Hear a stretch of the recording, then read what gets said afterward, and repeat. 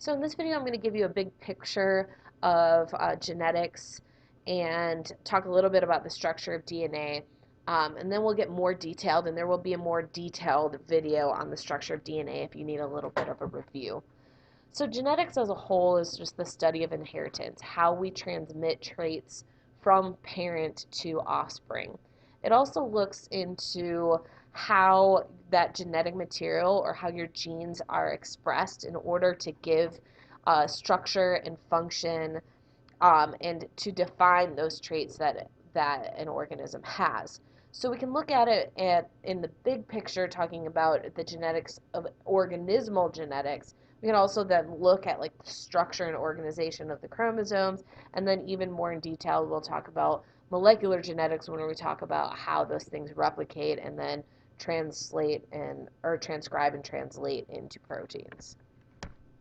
So your genome is the sum total of all of the genetic material that you have, and this is specifically the DNA.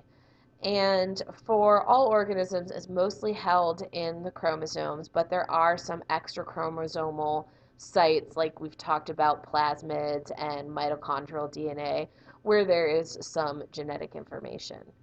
So let's talk a little bit about the differences between eukaryotes and bacterial chromosomes.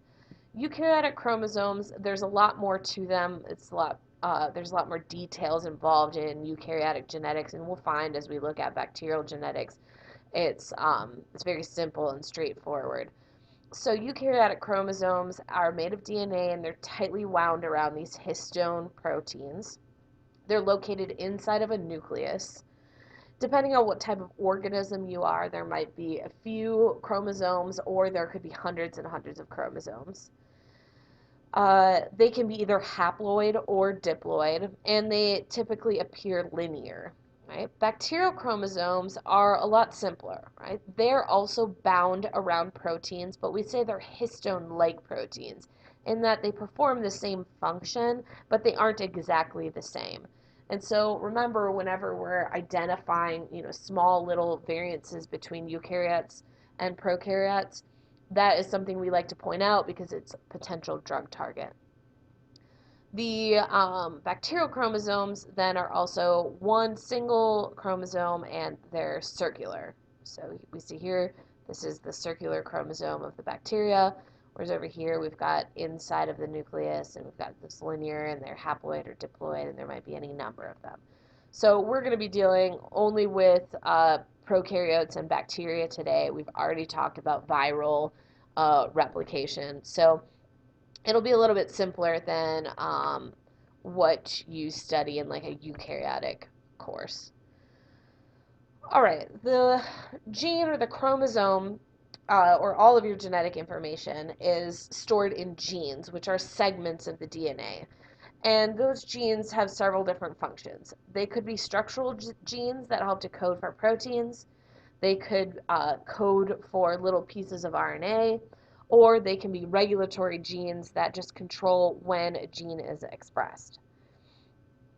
The sum total of all your genes is called your genotype, and then what it looks like when it's expressed is called your phenotype.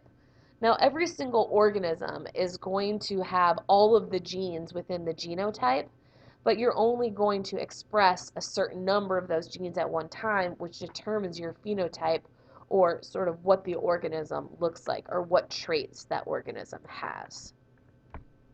Now, for single-celled organisms like prokaryotes, they don't have a lot of extra genetic information that they're not utilizing all the time, as compared to, like, say, a human chromosome, where it has all of the genetic information to be any type of cell in the body.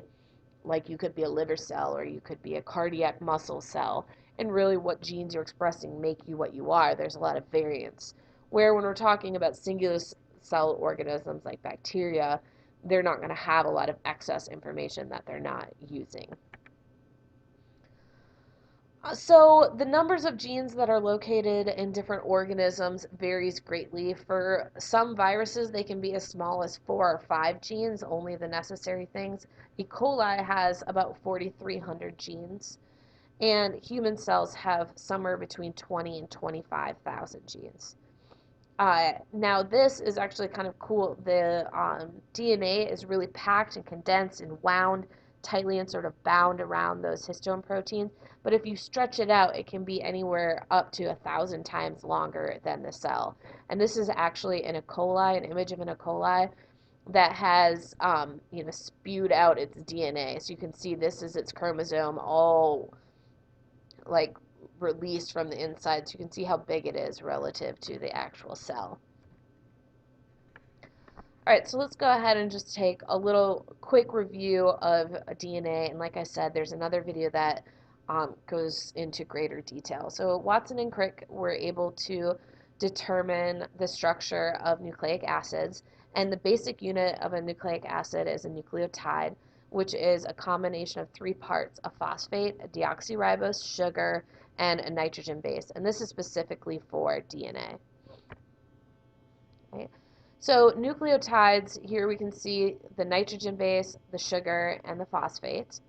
And they bind together and form a covalent bond between the sugar and the phosphate. So sugar, phosphate, sugar, phosphate.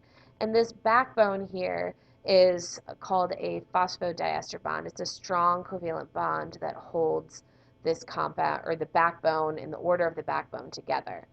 Then the sugar is hooked to a nitrogen base that complementary base pairs with another nitrogen base over here. Okay. Now it has a direction to it. So the carbons are labeled here, and this is like carbon number 5, and this is carbon number 3 in this ring.